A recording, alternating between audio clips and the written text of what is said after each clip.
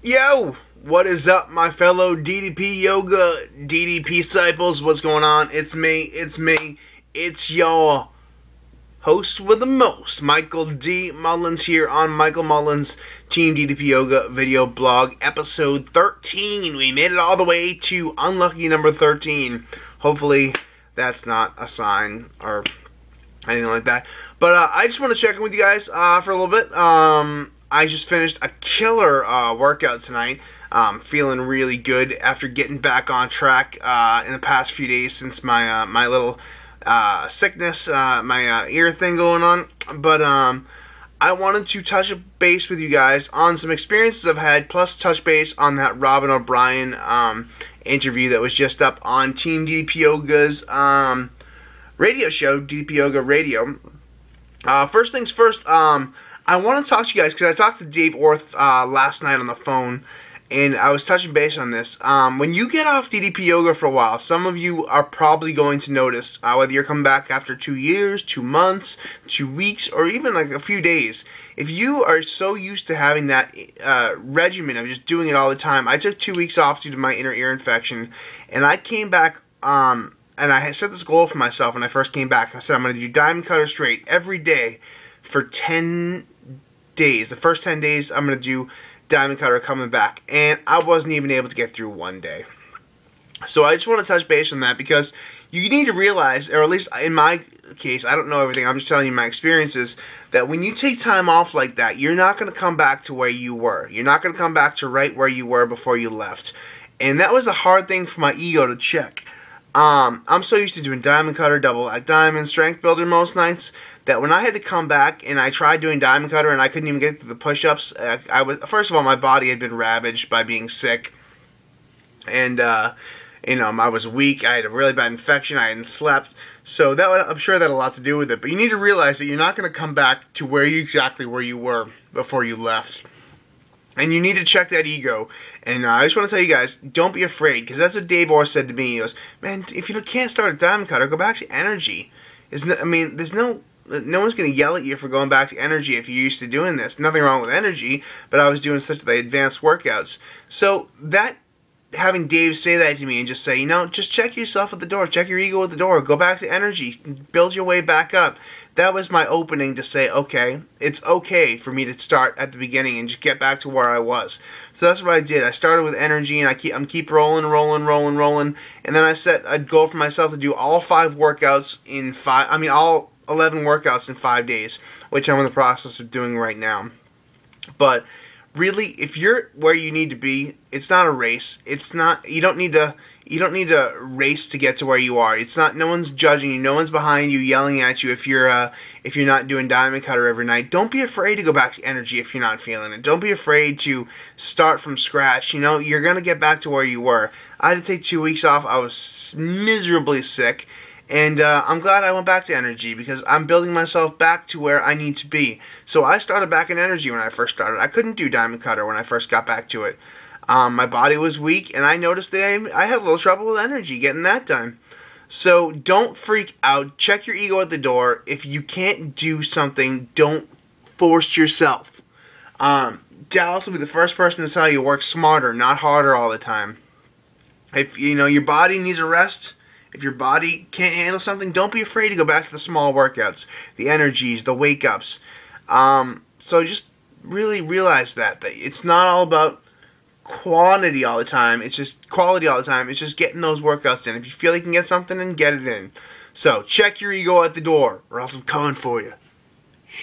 But other than that, I want to talk about what Robin said today on the show. I watched her video that was on the Team DDP Yoga site, and it really just opened some eyes for me. I mean, I had known, Dallas had told me about the gluten-free and the dairy-free, but just seeing some of the things that she had to say and hearing those things really kind of changed my perspective. But the one thing she said to me, which clicked with me more than anything that she said, I had gone gluten-free a few times, and I'd fallen off a couple times, and I'd gotten back on, and I started doing better, and then I'd have a bad day, but she said, it's not all about being perfect. It's not all about getting where you need to be right off the bat.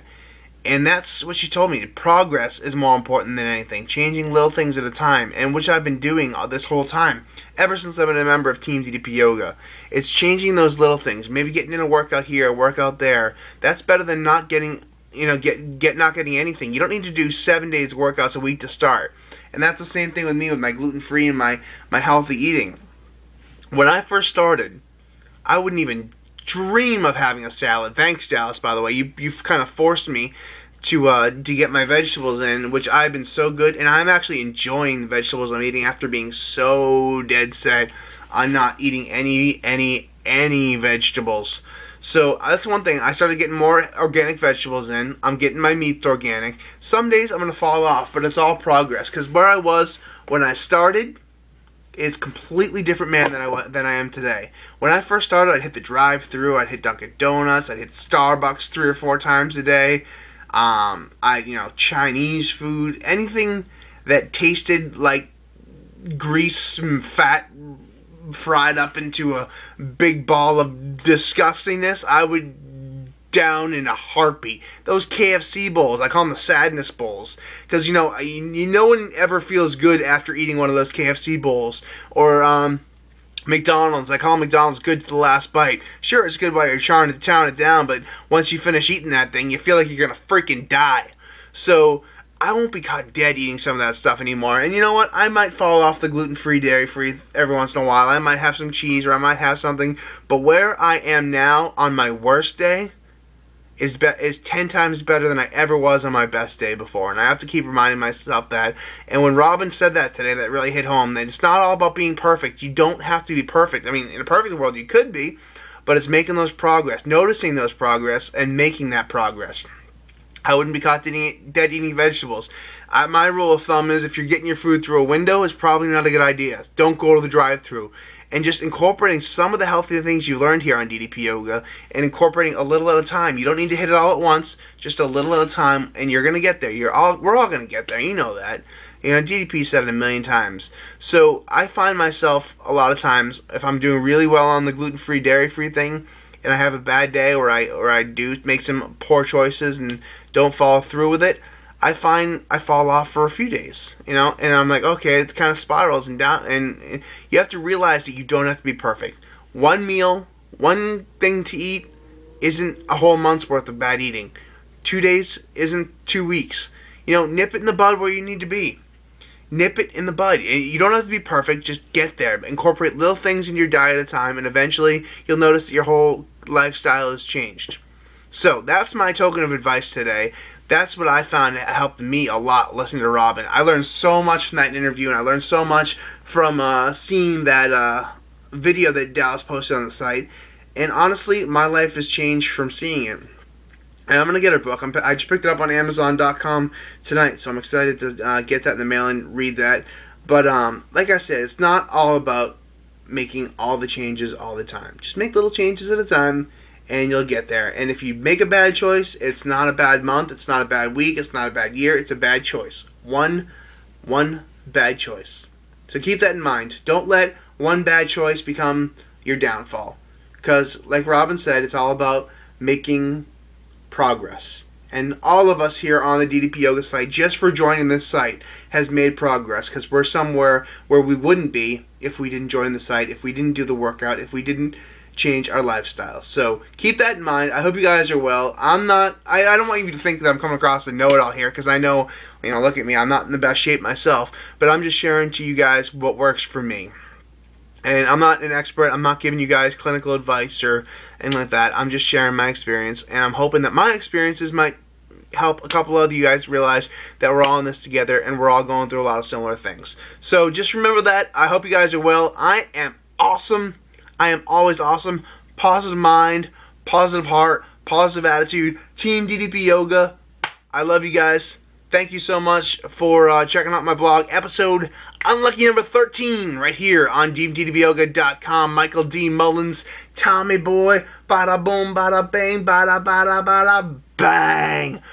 Woo! Thanks, guys.